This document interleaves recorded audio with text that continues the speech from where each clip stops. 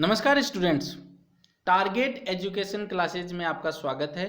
मेरा नाम है गजानंद। हम यहाँ पे लेके आए हैं सामान्य विज्ञान जनरल साइंस के ऐसे 10 क्वेश्चंस जो कि पिछले एग्जाम्स में आए हैं और आगे आने वाले एग्जाम्स में भी आने के चांसेस बहुत ज़्यादा हैं। तो ऐसे इम्पोर्टेंट क्वेश्चंस आपके 10 में से कम 7 क्वेश्चन सही होने चाहिए।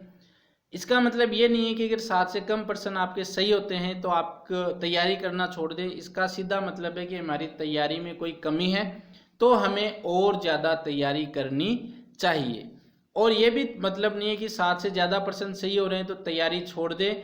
तैयारी जारी रखिए और सुधार कीजिए, क्योंकि कंपटीशन जो है बहुत टफ हो चुका है और इसके लिए हमें तैयार होना है। हमारा चैनल है टारगेट एजुकेशन क्लासेज। आपने इसको सब्सक्राइब नहीं किया है तो सब्सक्राइब कीजिए, क्योंकि टारगेट है तो मुमकिन है। यदि आपने बेल आइकन भी नहीं दबाया तो बेल आइकन दबाइए, ताकि हमारे ऐसे वीडियोस के नोटिफिकेशन आपके पास पहुंच सके। वीडियो को पूरा देखिए, अच्छा लगे कमेंट करके ज़रूर बताना। कितने क्वेश्चन सही होते हैं वो भी हमें बताना। लाइक ज़रूर कीजिएगा और वीडियो को शेयर करना तो बिल्कुल ही ना भूलें। तो आज का जो पहला क्वेश्चन है वो है, एम्पियर सेकंड किसका मात्रक है? Whose unit is ampere second? ऊर्जा का मात्रक, आवेश का मात्रक, गति का मात्रक या ऊष्मा का मात्रक? तो एम्पियर सेकंड जो होता है यानी विद्युत धारा जो होती है I बराबर वो होती है Q बट्टा T, आवेश बट्टा समय। तो Q बराबर क्या हो जाएगा? Q बराबर हो जाएगा I इंटू टी। I हो जाएगा एम्पियर, T हो जाएगा सेकंड, यानी जो एम्पियर सेकंड है वो किसके बराबर हो रहा है? आवेश के बराबर हो रहा है। इसलिए जो ये मात्रक है वो किसका मात्रक हो जाएगा? आवेश का मात्रक हो जाएगा। तो इसका उत्तर हो जाएगा बी। आंसर क्वेश्चन दूसरा, वायुयान खड़े लूप में हवाई करतब दिखा सकता है।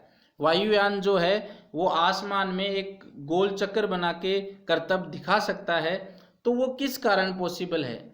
अभिकेंद्रीय बल के कारण ड्यू टू सेंट्रीपिटल फोर्स, उष्मा वेग के कारण ड्यू टू हीट वेलोसिटी, घर्षण बल के कारण ड्यू टू फ्रिक्शन फोर्स, और चौथा ऑप्शन है विद्युत बल के कारण। विद्युत बल के कारण ड्यू टू पावर, यहाँ पे पावर नहीं आएगा, इलेक्ट्रिक फोर्स आएगा। तो देखिए दोस्तों, यहाँ पर किसकी बात हो रही है? यहाँ पर बात हो रही है एरियल यानी लूप। लूप का मतलब हो गया ऐसे वर्ताकार पथ। तो वर्ताकार पथ में यदि कोई भी वस्तु वर्ताकार पथ में गति कर रही है तो इसके लिए आवश्यक होता है अभिकेंद्रीय बल। अभिकेंद्रीय बल है तो ही वस्तु वर्ताकार पथ में गति कर रही है। तो यानी यहाँ पर आंसर कौन सा हो जाएगा? ए, अभिकेंद्रीय बल के कारण। तो आंसर ए हो जाएगा। तो हमें कमेंट करके बताना कि 2 में से कितने क्वेश्चन आपके सही हुए हैं। हम बढ़ते हैं नेक्स्ट क्वेश्चन की ओर। एक ब्लैक बोर्ड रंग में काला क्यों दिखता है? Why does a black board look black in colour? यह काले रंग को दर्शाता है। इट शोज ब्लैक कलर, भी काला होता है तो काले रंग को दर्शाता है। दूसरा ऑप्शन है काले रंग को अवशोषित करता है। इट एब्जॉर्ब ब्लैक कलर, यह सभी रंग को दर्शाता है। इट शोज ऑल कलर्स, या यह सभी रंग को अवशोषित करता है। It absorbs all the colour. तो ब्लैक बोर्ड काला क्यों होता है यह हमें बताना है। तो इसका सीधा आंसर है, अगर आप किसी कुएं के अंदर देखेंगे, गहरा कुआं है, उस गहरे कुएं के अंदर आप दिन में भी हमें क्या दिखाई देगा? अंधेरा दिखाई देगा। अंधेरा क्यों दिखाई देगा? क्योंकि सूरज की किरणें तो उस कुएं के अंदर जा रही है, लेकिन वो रिफ्लेक्ट होकर वापस नहीं आ पा रही है। वो किरणें वहीं पर ही क्या हो रही है? खत्म हो रही है, या हम ये बोल सकते हैं कि वहां पे उसका क्या हो रहा है? अवशोषण हो रहा है। तो अवशोषण हो रहा है, इसलिए हमें वहां पर क्या दिखाई दे रहा है? काला दिखाई दे रहा है। और सभी रंगों का क्या हो रहा है? अवशोषण हो रहा है। तो यहाँ पे आंसर डी सही होगा। एक सूर्य की किरण में 7 रंग होते हैं। विबग्योर, आपने नाम सुना होगा, विबग्योर। विबग्योर के हिसाब से 7 रंग होते हैं। और ये जो काला रंग वो तभी दिखाई देता है जब इन सभी रंगों का क्या होगा? अवशोषण होगा। तो डी ऑप्शन यहाँ पर सही होगा। जहां पर कुछ भी नहीं है, जहां पर सभी रंगों का अवशोषण होता है, वहां पर हमें काला रंग दिखाई देता है। और जहां पर सभी रंगों का क्या होता है? रिफ्लेक्शन होता है, सारे रंग हमें रिफ्लेक्ट होकर दिखाई देते हैं, परावर्तित होकर दिखाई देते हैं, वहां पर हमें सफेद रंग दिखाई देता है।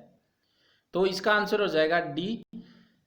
अगला जो क्वेश्चन है, किस द्रव्य के एकत्रित होने पर मांसपेशियां थकान का अनुभव करने लगती है? Muscles start to feel tired when the fluid accumulates. Lactic acid, pyruvic acid, benzoic acid, uric acid. तो इसका जो आंसर होगा वो होगा लैक्टिक एसिड। हमारे जो लैक्टिक एसिड इकट्ठा हो जाता है उसकी वजह से हमें थकान का एहसास होता है। तो ये चौथा क्वेश्चन हो गया। पांचवा क्वेश्चन है, निम्नलिखित में से किस स्थान पर गुरुत्वाकर्षण बल सबसे अधिक होता है?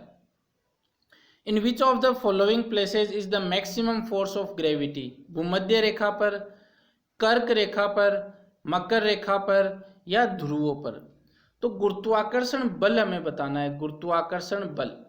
तो देखिए, जहां पर गुरुत्वीय त्वरण ज्यादा होगा वहां पर गुरुत्वाकर्षण बल भी ज्यादा होगा। और गुरुत्वीय त्वरण जो होता है उसका सूत्र होता है G बराबर GM बटा R स्क्वायर। R क्या है? पृथ्वी की त्रिज्या। अब पृथ्वी जो होती है वो गोला, पूरा तरीके से गोला नहीं होकर कुछ इस तरीके से चपटी होती है।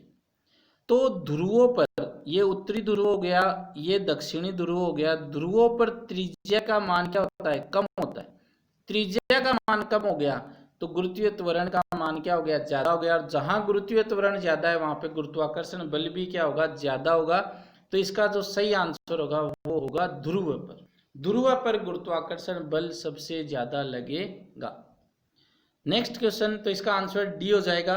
आई होप आपको समझ में आ रहा है। नहीं भी समझ में आया तो आप कमेंट करके बताइएगा, हम आपको इस टॉपिक पे दोबारा से नया वीडियो बना के आपको समझाएंगे। नेक्स्ट क्वेश्चन है, किसी पत्ती का मुख्य कार्य, the main function of a leaf is? भोजन तैयार करना, फूड प्रिपरेशन, बीमारी से बचाना, प्रिवेंट इलनेस, पादपों को सहारा देना, सपोर्टिंग प्लांट्स, पादपों को उचित आकार देना, proper sizing of the plants. तो पत्तियों का जो मुख्य कार्य होता है वो होता है भोजन तैयार करना, खाना बनाना, सूर्य से ऊर्जा लेकर प्रकाश संश्लेषण की अभिक्रिया होती है, फोटोसिंथेसिस होता है, तभी खाना बनता है। तो भोजन जो तैयार करना है वो पत्ती का मुख्य कार्य होता है। सातवां क्वेश्चन है, निम्नलिखित में से कौन सा तत्व पौधे के विकास के लिए आवश्यक नहीं है? Which of the following elements is not necessary for plant growth? Sodium, potassium, calcium, magnesium. तो देखिए, इसका जो सही आंसर है वो है सोडियम। सोडियम की रिक्वायरमेंट नहीं होती है, तो इसका आंसर तो ए हो जाएगा। तो अब बात करते हैं पोटेशियम, कैल्शियम और मैग्नीशियम के इस काम आते हैं।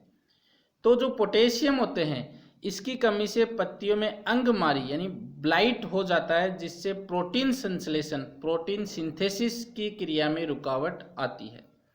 कैल्शियम की बात करें तो इसकी कमी होने से कुछ पौधों में बीज नहीं बनते एवं हरी लवक क्लोरोप्लास्ट उचित ढंग से कार्य नहीं करता है। मैग्नीशियम की बात करें तो इस तत्व की प्रकाश संश्लेषण की क्रिया में महत्वपूर्ण भूमिका है। यह क्लोरोफिल में संयोजन कर प्रोटीन संश्लेषण में महत्वपूर्ण योगदान करता है। अगर मैग्नीशियम की कमी हो जाएगी तो पत्ते जो पीले रंग के हो जाते हैं वो इसी कारण होते हैं, जिसे हरिमहीनता, क्लोरोसिस कहते हैं। तो ये क्वेश्चन आता है कि अगर पत्ती या पीले कलर की हो रही है तो वो किस कारण से हो रही है? तो वो मैग्नीशियम के कारण से हो रही है। तो पौधों में मैग्नीशियम की कमी से होने से वे पीले हो जाते हैं। पीले अगर वो हो रहे हैं पौधे तो वो मैग्नीशियम की कमी से होते हैं। तो ये तीनों बहुत ही इंपॉर्टेंट तत्व है। सोडियम किसी भी काम नहीं आता है। आठवां क्वेश्चन है, पाचन क्रिया में प्रोटीन निम्न में से किस पदार्थ में बदल जाता है? Protein is converted to which of the following substance in the digestion? During the digestion वो किस सब्सटेंस में बदल जाता है? वसा, फैट, ग्लूकोज, एमिनो एसिड या शर्करा, शुगर। तो जो पाचन क्रिया के दौरान जो प्रोटीन है वो बदल जाता है एमिनो एसिड के अंदर। तो ये हमें याद रखना है, प्रोटीन एमिनो एसिड में कन्वर्ट हो जाता है।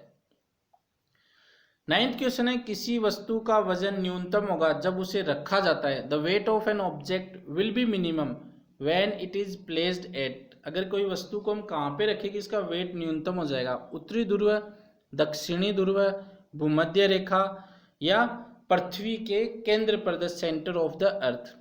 तो देखिए अगर हम वजन यानी भार की बात करें तो W बराबर होता है mg, ये होता है भार का सूत्र। m तो हो गया वस्तु का द्रव्यमान और g हो गया त्वरण। तो g यानी त्वरण कहीं जहां कम ज्यादा होगा वहां पर भार में भी परिवर्तन होगा। तो केंद्र पर अगर हम बात करें तो केंद्र पर जो होता है g बिल्कुल ही शून्य होता है, तो वहां पर W भी क्या हो जाएगा, शून्य हो जाएगा। तो इसका आंसर हो जाएगा डी, आंसर इसका हो जाएगा सही। अगला जो क्वेश्चन है वो है 10वां क्वेश्चन, लास्ट क्वेश्चन। वायु में निम्नलिखित गैसों में से किसकी उपस्थिति के कारण पीतल हवा में फीका हो जाता है? Brass get discoloured in air because of the presence of which of the following gases in air? Hydrogen sulphide, oxygen, carbon dioxide, nitrogen. तो इसका जो सही आंसर है वो है hydrogen sulphide. Hydrogen sulphide presence के कारण पीतल जो है वो फीका पड़ जाता है। तो ये आज के हमारे 10 क्वेश्चंस थे। आपके कितने क्वेश्चन सही हुए हैं हमें कमेंट करके ज़रूर बताना। जितने ज़्यादा कमेंट और लाइक होंगे उतना ही ज़्यादा हमें अच्छा लगेगा। कोई टॉपिक आपको साइंस में नहीं समझ में आ रहा है तो वो भी आप कमेंट करके बता सकते हैं, उसका भी हम वीडियो बना के आपके सामने जल्द ही ले आएंगे, ताकि आपको किसी भी तरीके से आपका सिलेक्शन रुकना नहीं चाहिए, हमारा यही प्रयास है। तो वीडियो कैसा लगा ज़्यादा से ज़्यादा इसको शेयर करना। इसी के साथ ही धन्यवाद।